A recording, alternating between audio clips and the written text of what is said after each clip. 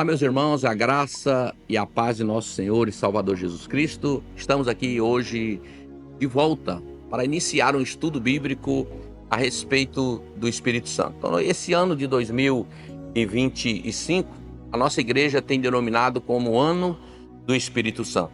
E durante esse ano a gente tem feito várias mensagens, várias séries de mensagens a respeito do Espírito Santo. Eu sei que você pode encontrar várias mensagens, estudos bíblicos diversos a respeito do Espírito Santo, que vão edificar a sua vida, que vão edificar a sua família. E eu também queria contribuir com você um pouquinho daquilo que a igreja tem feito aqui, daquilo que nós temos ministrado em nossos cultos. E a gente, a partir de hoje, a gente vai estar fazendo uma série de mensagens a respeito do Espírito Santo. E a nossa série de mensagens, ela diz respeito à intimidade com o Espírito Santo. Então, vou iniciar hoje com a parte 1 de introdução, a missão do Espírito Santo. É o tema da nossa reflexão.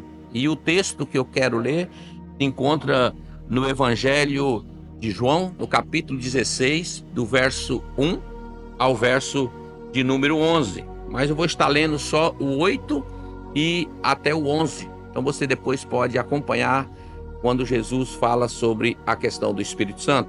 Então o verso 8 diz: "E quando ele vier, convencerá o mundo do pecado, da justiça e do juízo. Do pecado, porque não crê em mim; da justiça, porque vou para meu Pai e não me vereis mais; e do juízo, porque já o príncipe deste mundo está julgado." Então essa é uma mensagem baseada nesse tema, intimidade com o Espírito Santo e a missão do Espírito Santo. Então o próprio Jesus disse que quando ele vier, o Espírito Santo convenceria o mundo do pecado, da justiça e do juízo. Então a gente vai poder entender algumas coisas a respeito como o Espírito Santo vai trabalhar nesse período, Nós sabemos que o Espírito Santo já veio e está em nosso meio e precisamos estar compartilhando. Então, durante os nossos encontros, a gente vai estar falando um pouco a respeito do Espírito Santo. Então, esse texto que nós acabamos de ler, ele fala do envio do Espírito Santo e a sua missão. A palavra consolador no grego, parakletos, que significa aquele que vem ao lado de outra pessoa para consolar, encorajar. Jesus disse para os seus discípulos que era melhor a vinda do Espírito Santo, e fala também da sua missão em relação ao mundo, que é tríplice: convencer o mundo do pecado, da justiça e do juízo. Então Jesus fala: olha, é bom que eu vá para que o Espírito Santo venha, e quando ele vier, ele vai convencer. Tem uma tríplice missão: convencer o mundo do pecado, da justiça e do juízo. E como é que o Espírito Santo ele vai convencer o mundo dessas coisas? Primeiro, ele vai convencer através da igreja. A igreja é o carro-chefe para levar o conhecimento das pessoas o evangelho da salvação. Então nós somos cooperadores, é através da igreja. Deus não fará nada na terra se não for através da igreja. E quem é a igreja? Então, a igreja não é uma denominação. A igreja, ela é todos aqueles que um dia entregaram a sua vida para Jesus e estão espalhados em todos os lugares. A igreja, ela é uma oportunidade que Deus dá para as pessoas se unirem, Então, o templo, as denominações. Mas a igreja do nosso Senhor Jesus Cristo é um corpo vivo, que se movimenta, que se move em todos os lugares. Então, as denominações são bênçãos. Qualquer hora dessa, a gente vai também falar aqui a respeito da igreja, a igreja como organização e a igreja como organismo vivo. Mas hoje nós estamos falando a respeito do Espírito Santo. Então, como é que a igreja vai ser a boca de Deus na terra? Então, são todos aqueles que já tiveram um encontro com Jesus Cristo e passaram a segui-lo. A missão do Espírito Santo é convencer o mundo do pecado, da justiça e do juízo. Mas o instrumento que será usado é a igreja. É um trabalho em conjunto. Nós precisamos cooperar com a missão do Espírito Santo. Então, nós precisamos estar em sintonia com o Espírito Santo, porque é você que Deus quer usar para poder abençoar as pessoas. É você que vai ser o instrumento, que vai ser boca de Deus aqui na terra, Então, olha a nossa missão: cooperar com o Espírito Santo. E como nós vamos fazer isso? Então, através da igreja. Então, o Espírito Santo precisa ajudar, precisa cooperar, e nós precisamos cooperar com o Espírito Santo, com a sua missão. Porque se não cooperarmos, o Espírito Santo não pode fazer a sua missão sozinho. Então, o Espírito Santo vai usar você para convencer as pessoas do mundo a crerem em Jesus Cristo. Então, eu ouvindo o pastor Eiber falar sobre essa mensagem, achei muito interessante que o Espírito Santo vai fazer de você um instrumento para convencer as pessoas a respeito de Jesus Cristo. Vai convencer, primeira coisa, do pecado. Qual é o pecado da humanidade? Então, o próprio versículo ele responde do pecado, porque não creram em mim. Qual é o pecado da raça humana? É de não crer em Jesus Cristo. Porque a partir do momento que elas creem em Jesus Cristo, seus pecados são perdoados. Elas aceitam o sacrifício que Cristo fez na cruz do Calvário por elas, os seus pecados são perdoados. Muitas vezes a gente fala para as pessoas assim: você precisa ir para a igreja, você precisa mudar de vida, para deixar de beber, de fumar, de fazer isso ou aquilo outro. Então a gente caracteriza os frutos do pecado como se fosse a coisa mais importante.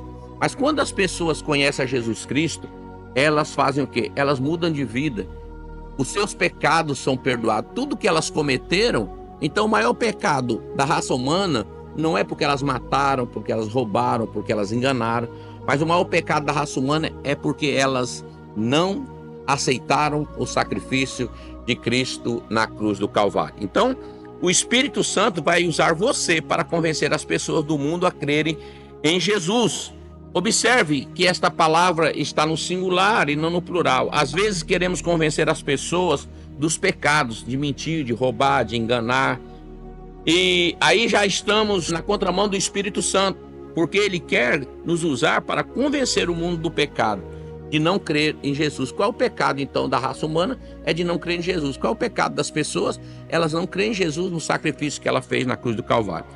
E também ele vai convencer o homem dos seus maus caminhos. Crer em Jesus não é simplesmente crer na existência, mas crer no ponto de recebê-lo como Senhor e Salvador da sua vida. Então, muitas vezes as pessoas: não, eu creio em Jesus, eu creio em Jesus, eu creio que ele nasceu, viveu, mas não se submete àquilo que ele estabeleceu. Crer em Jesus é ter coragem de obedecer a sua palavra, é de ser um seu seguidor, é de tornar um dos seus discípulos.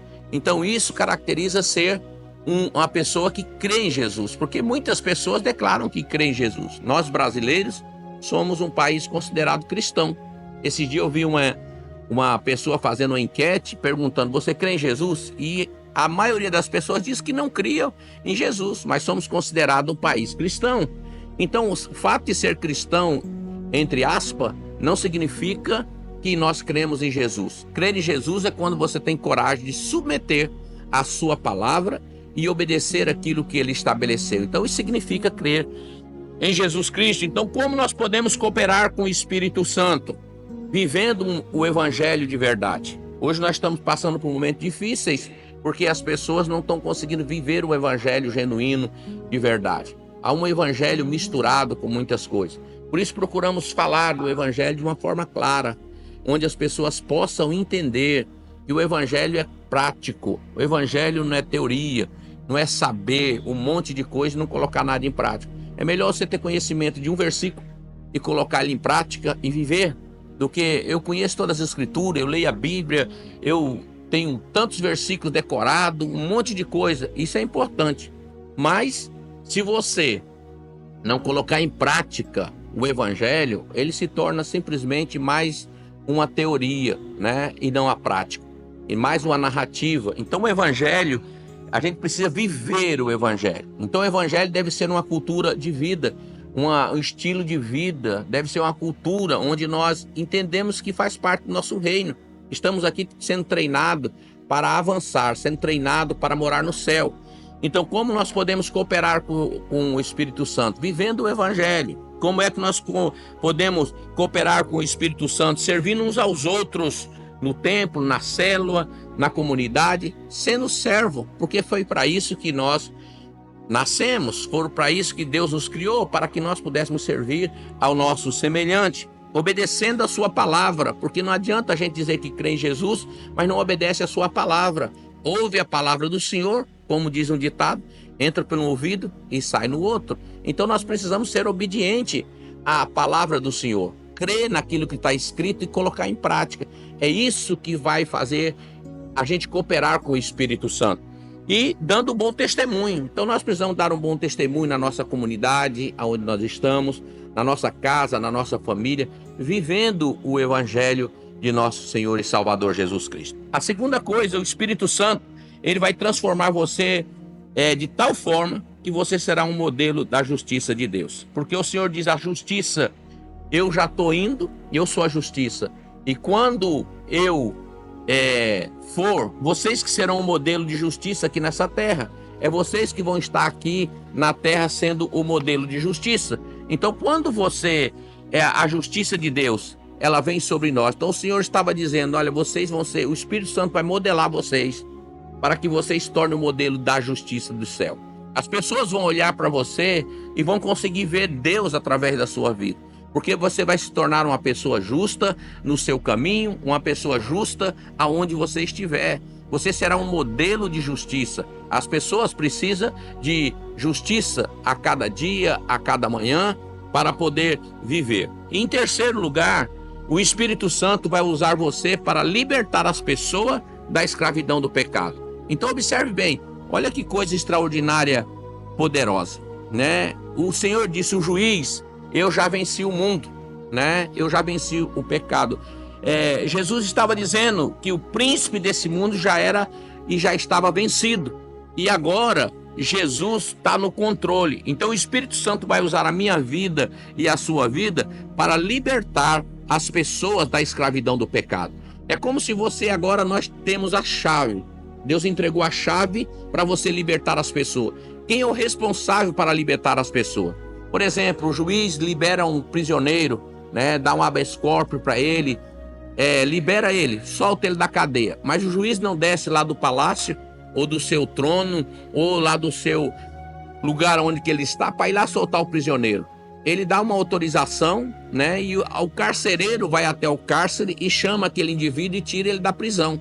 Então, Deus já libertou através de Jesus Cristo, venceu Satanás, para que agora o Espírito Santo, ele nos transforme de tal maneira que agora nós somos aqueles que têm a chave para abrir a porta das cadeias das pessoas. Nós somos como se fossem os carcereiros, os agentes que vão lá tirar as pessoas que estão escravizadas por Satanás. Dizer para elas que Jesus já os libertou, que Jesus já transformou, já mudou a vida delas. Já elas não precisam mais ficarem presas se elas crerem no sacrifício que Jesus fez na cruz do Calvário. Então, quando as pessoas creem no sacrifício que Jesus fez na cruz do Calvário, elas se tornam agora livres. E quem que são os libertadores? É a igreja do nosso Senhor Jesus Cristo. É você que já recebeu esta palavra, que já entendeu os princípios. Então, o Evangelho de nosso Senhor Jesus Cristo, através do Espírito Santo, ele vai usar você para libertar as pessoas. Que coisa extraordinária. Você já parou para pensar que muitas vezes nós caímos nas armadilhas do inimigo para dizer, eu não consigo, eu não sei, eu não posso. Irmão, você já tem a chave que liberta os cativos, é a palavra de Deus. Eu quero trazer essa introdução nesse dia para você, para que você entenda, para que você compreenda.